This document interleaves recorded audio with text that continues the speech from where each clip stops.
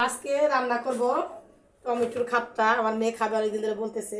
তো যদি রোজার দিন ছিল, এই জন্য রান্না করি না, আজকে রান্না করে দিব। যে নিয়ে নিছি, এখন একটা একটা করে টমেটো কাইটা নিব। তো টমেটোগুলো অনেকদিন আগে আনছিল, বেশি ভালো না। তো কাইটা কেটে একটু ফালাই দিছি। তো এখন পাতলা পাতলা করে কাইটা নিব।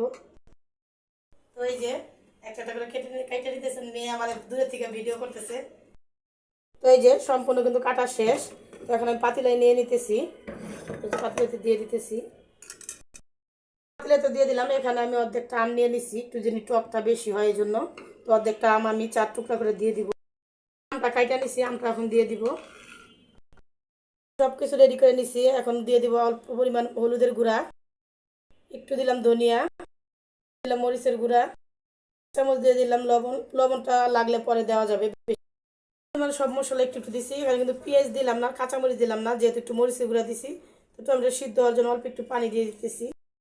এই যে চুলাতে বসাই দিলাম, একটু সিদ্ধ হোক। সিদ্ধ হওয়ার পরে ডাল গুটি দিয়ে গুইটা নিব, সেটা পরে আবার আপনাদেরকে দেখাইতেছি।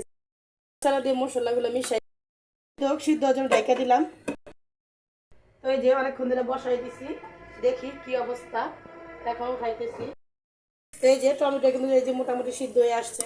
তো আমি ডাল গুটি দিয়ে গোটা দিব, আর একটু তাও লাড়াচাড়া একটু মানে করবো দেখে আপনাদেরকে একটু দেখাইলাম। এই যে আবার ডাইকা দিয়ে আর একটু সিদ্ধ হোক। তো একটু উঠাই দেখি। তো এই যে টমেটো কিন্তু গইলা গেছে, একটু ডাল গুটি দিয়ে একটু গুইটা নিব আর কি। গুইটা নিব, অল্প পরিমাণে গুইটা নিছি। আমার তো ক্যামেরাম্যান যেতেছে ছিটটা বিলে আসবো, তো পানি দিয়ে নিয়ে আর একটু গুটবো আর কি। 2 মগ পানি দিয়ে দিছি, ছোট স্টিলের মগের। তো এখন যে গুইটা নিতেছি, যেহেতু মরিচের গুঁড়া দিয়ে দিছি, তো 4-5টা কাঁচা মরিচ দিয়ে দিলাম। বেশি জাল দিলে তো খাইতে পারবে না। তো এই যে মাছটা ভালো করে জাল হোক, জাল যত হবে অত ভালো লাগে আর কি। ওই যে ডাইকা দিই। তো এটা তো প্রায় জাল হইতেছে। এখানে আমি নিয়ে নিছি পরিমাণ মতো পেঁয়াজ আর রসুন ছেঁচা নিছি, এটা বাগার দেওয়ার জন্য আর কি। পরিমাণ মতো তেল দিয়ে দিতেছি।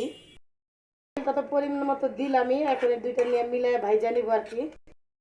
ওই চুলাতে দিছি পেঁয়াজ আর রসুন ভাজতে, এখানে যে ডালটা একটু লাড়াচাড়া দিয়ে দিতেছি। পেঁয়াজ যখন ভাজা হয়ে গেছে, 4টা শুকনা মরিচ দিয়ে দিলাম এই বাগার দেওয়ার জন্য আর কি, ভাজা হোক। পেঁয়াজ আর রসুন মানে বাগারটা রেডি হয়ে গেছে।